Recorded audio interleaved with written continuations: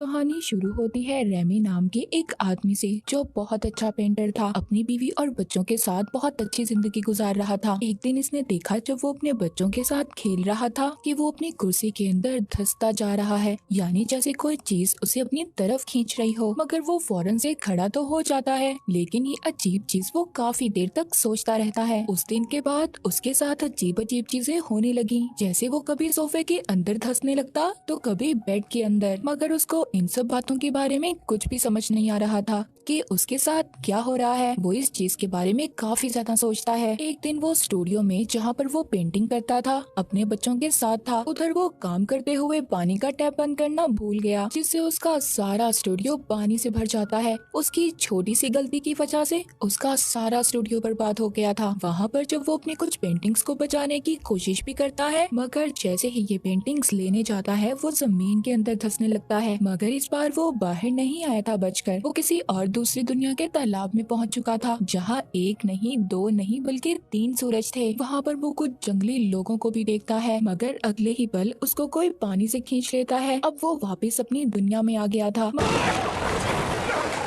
मगर अब उसको कुछ भी ठीक नहीं लग रहा था। उसको इस बात का तो अंदाजा हो चुका था कि ये कोई उसका वहम नहीं है, बल्कि कुछ तो है जो उसके साथ गलत हो रहा है। वो सब बातें अपनी बीवी को बताता है, मगर वो तो उसकी किसी भी बात पर यकीन करने को तैयार ही नहीं थी। दरअसल रेमी की बीवी अपने बॉस को पसंद करती थी और रेमी को छोड़ना चाहती थी। अब बेचारे रेमी के पास तो कुछ भी नहीं बचा था, न उसका स्टूडियो और न ही उसकी बीवी। उस पर तो जैसे मुसीबतों का पहाड़ टूट चुका था। उसकी बीवी तो अपने बॉस को मिलवाने घर पर भी ले आती है। रेमी को कुछ भी समझ नहीं आता। वो तो आराम से उनकी हर बात मान लेता है। वो तो उनसे ये भी कह देता है कि कुछ दिन के बाद मैं घर छोड़कर चला जाऊंगा। अब ये बात जब वो अपने घर वालों को बताता है कि उसकी बीवी उसे छोड़ना चाहती है, उनकी मदद चाहिए, मगर वो भी उसकी कोई बात नहीं सुनते और मदद करने से साफ इनकार कर देते हैं। अब इन सब के बाद जब वो कॉफी बनाने किचन में जाता है तो उसके साथ दोबारा से अजीब अजीब चीजें होने लगती हैं। उसकी बिल्ली हवा में रुक जाती है। रेमी उसे हिलाता है, मगर उसकी बिल्ली तो जैसे हवा में ही जम गई थी। वो जब अपने आसपास की चीजों को देखता है सब कुछ रुक गया था। जमीन लिक्विड जैसे होने लगी थी और वो अब जमीन में धंसता जा रहा था। अचानक से वो अपने घर से एक जंगल में आ गया था, यानी दूसरी दुनिया में। तभी वो देखता है जंगली लोग जानवर को काट कर पका रहे हैं। वो उनसे मदद मांगता है तो वो तो रेमी को अपना खाना समझ रहे थे। उसके पीछे भागते हैं उसे पकड़ने के लिए, मगर वो किसी न किसी तरह अपनी जान छुड़ाकर भाग जाता है। अब जिसके बाद वो गांव में आ जाता है। वहाँ पर आकर वो गार गुफा में छुप गया था। तभी अचानक से कोई चीज उसको खींचती है और वो अचानक से आकर दोबारा से अपने घर में गिरता है। सब घर वाले परेशान हो गए थे। सारी चीजें बिखर जाती हैं, मगर कोई भी इस बात पर यकीन करने के लिए तैयार ही नहीं था। वो आपस में ये बातें करते हैं कि रेमी पागल हो गया है। तभी वो बेहोश हो जाता है। अब उसकी आंख हॉस्पिटल में खुलती है, मगर डॉक्टर भी उसकी किसी बात पर यकीन करने के लिए तैयार ही नहीं थे। अब रेमी जब अपने स्टूडियो में जाता है तो वहाँ पर बैंक वाले, कस्टमर्स सब उससे पैसे लेने आए हुए थे, लेकिन अचानक से सब हिलना बोलना बंद कर देते हैं। वो दोबारा से जमीन के अंदर जाने लगा था। वो सबको बुलाता है, देखो मेरी तरफ, मगर कोई भी नहीं बोल रहा था। बोलते भी बेचारे कैसे, सब जम गए थे। अब वो तीसरी बार उस दूसरी दुनिया में पहुंच गया था। वहाँ पर बहुत सारे जंगली लोग थे, जिन्हें देखकर ऐसा लग रहा था कि जैसे वो इसी का इंतजार कर रहे हों। इशारों ही इशारों में इसे उनकी बात समझ आती है कि वो इसे उड़ने का कह रहे हैं। रेमी को ऐसा लग रहा था कि शायद वो उड़ सकता है। वो जोश में उड़ने लगता है, मगर बेचारा नीचे जाकर गिरता है। वो उसको वहाँ पर जबरदस्ती जादुई फल खिला देते हैं। अब उस फल के खाने की वजह से रेमी भी उनकी जुबान को समझने लगा था। अब उस कबीले का सरदार उसे समझाता है कि आखिर वो इनकी दुनिया में आया कैसे। असल में सब जंगली लोग जोटान नाम के खतरनाक जंगली राक्षस से बहुत परेशान थे। वो किसी को भी उठाता था और मारकर खा जाता था। कबीले के लोगों को अपनी एक पुरानी किताब से ये पता चला कि दूसरी दुनिया का आदमी ही उन्हें इस राक्षस से बचा सकता है। इसीलिए जादू कर वो रेमी को अपनी दुनिया में लाने की कोशिश कर रहे थे। हमें यहाँ पर पता चलता है जो भी रेमी के साथ हो रहा था वो सिर्फ इनके जादू की वजह से हो रहा था, मगर वो इनकी मदद करने से साफ इनकार कर देता है। इसको मनाने के लिए वो जंगली आदमी इसे उल्टा भी लटका देते हैं, इसे एक जगह पर बंद भी कर देते हैं जहाँ पर ये जोटान को मारने का प्लान सोचेगा। अब वहाँ पर जैसे ही ये तरबूज को उठाता है, वापिस से अपनी दुनिया में आ जाता है। इस बार ये किसी को कुछ नहीं बताता, क्योंकि ये जान चुका था कि कोई भी इसकी बात पर यकीन नहीं करेगा।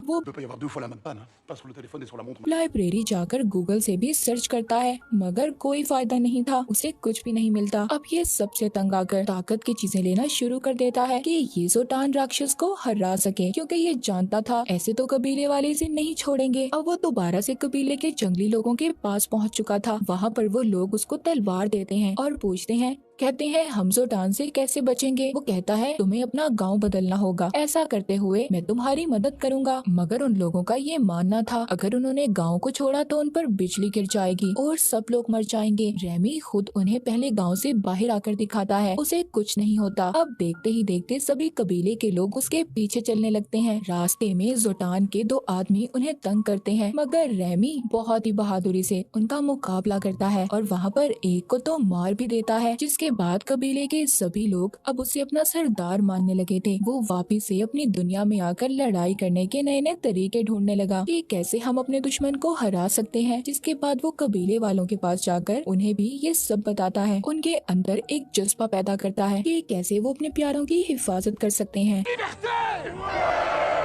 इसके बाद ये अपनी दुनिया में आकर अपने बेटे के साथ टाइम गुजारता है और फिर दोबारा से दूसरी दुनिया में चला जाता है। तभी वहाँ पर ये देखता है कि वहाँ पर तो जंग छिड़ चुकी थी। जोटान की आर्मी कबीले के लोगों पर भारी पड़ रही थी, उन्हें बुरी तरह मार रही थी। अब ये सभी लोगों को बचाकर एक जगह पर ले आता है और उन्हें अपना प्लान बताता है। जिसके बाद ये जोटान के आदमियों के पास जाकर उनकी बेइज्जती करता है, उन्हें थप्पड़ मारता है और फिर वहाँ से भाग आता है। सब उसका पीछा कर रहे थे। ये अपने कबीले के लोगों को कहता है इन पर हमला कर दो। इसका प्लान कामयाब हो गया था और खुद भागकर एक दरख्त में छुप गया। अब कबीले के लोग जोटान की आर्मी पर तीर बरसा रहे थे। सारी दुश्मन आर्मी मारी जा चुकी थी। अब ये सब कबीले के लोग रेमी के आगे सर झुका लेते हैं। वो अब उनका राजा बन चुका था। रेमी ने टेक्नोलॉजी का इस्तेमाल करके गाँव में बहुत कुछ बनवाया। कबीले वाले उसे अपना गॉड समझने लगे थे। उसे यहाँ हर चीज के मजे मिल रहे थे जो मजे बादशाह लिया करते थे। उसके आसपास भी बहुत सारी लड़कियां थी। काफी टाइम ऐसे ही गुजर जाता है। अब वक्त के साथ साथ रेमी भी बदल गया था। जहाँ पहले वो एक डरपोक इंसान था, मगर अब काफी ना डर और बहादुर हो गया था। वो कबीले वालों के साथ गुलामों जैसा सलूक करने लगा था। पहले तो सब उसके हुक्म को मान रहे थे, मगर अब आहिस्ता आहिस्ता वहाँ के लोगों ने उसके खिलाफ बोलना शुरू कर दिया। रेमी ने उनसे बात करने की कोशिश भी की, मगर कोई नहीं माना। वहाँ के कुछ लोग अब रेमी को पकड़कर मारने वाले थे। तभी वो जमीन के अंदर धंस जाता है, दोबारा से अपनी दुनिया में आ गया था। रेमी अपना सबक सीख चुका था कि लोगों को ऐसे राजा की जरूरत नहीं होती जो उनके साथ गुलामों जैसा सलूक करे। रेमी वापस अपनी दुनिया में आकर अपने दोस्त से मदद मांगता है ताकि वो दोबारा से पेंटिंग्स को शुरू कर सके। अब उसकी जिंदगी में एक लड़की भी आ गई थी। वो दोनों एक दूसरे को पसंद करने लगे थे, मगर जैसे ही ये लड़की पास आती है, रेमी एक बार फिर दोबारा से वापस दूसरी दुनिया में आ गया था। वहाँ के कबीले के लोग इसको बताते हैं अभी तुमने जोटान को मारना है, जिसके बाद ही सब कुछ खत्म होगा। हालांकि रेमी इन सब में अब पढ़ना नहीं चाहता था, मगर वो लोग जबरदस्ती इसको जोटान की गुफा में फेंक देते हैं। लड़ाई करते हुए रेमी को डर तो लग रहा था, मगर ऐसे ही वो अपना हथियार उठाकर हवा में फेंकता है और सीधा वो जोटान को जाकर लगता है। जोटान राक्षस अब मर चुका था। सब उसे देखकर बहुत खुश थे। अब उन कबीले के लोगों की आखिरी रस्म भी बाकी थी। इन लोगों ने रेमी को मारकर खाना था। उसे जब ये पता चलता है तो वो तो डर कर भागता है, मगर वो आदमी जिसने जादू कर कर रेमी को इस दुनिया में बुलाया था, वो अपनी एक चीज को आग में फेंक देता है, जिससे रेमी कभी भी अपनी दुनिया में नहीं जा पाएगा। कबीले के सब लोग उसे पकड़ लेते हैं और मारने ही वाले थे। तभी कुछ लोग उस जलती हुई चीज को उठाकर पानी में फेंक देते हैं, जिससे रेमी बच जाता है। अब वो सीधा हॉस्पिटल पहुँच गया था, जहाँ पर उसकी बीवी और वो लड़की भी थी जो उसे पसंद करती थी। जब उस लड़की को पता चलता है कि इसकी बीवी के साथ इसका डिवोर्स अभी तक नहीं हुआ तो वो उसे छोड़कर वहाँ से चली जाती है। इसकी बीवी को भी अब ये एहसास हो गया था कि उसने जो भी किया वो उसकी बहुत बड़ी गलती थी। वो रेमी से माफी मांगती है। उधर दूसरी दुनिया में जंगली लोगों ने रेमी का स्टैचू बनाकर हमेशा के लिए उसे याद रखा था। मूवी के आखिर में रेमी अपनी बीवी और बच्चों के साथ समुद्र के किनारे था। सब कुछ बिल्कुल ठीक हो चुका था। सब लोग बहुत खुश थे और इसी हैप्पी एंडिंग के साथ ये मूवी यहीं पर खत्म हो जाती है।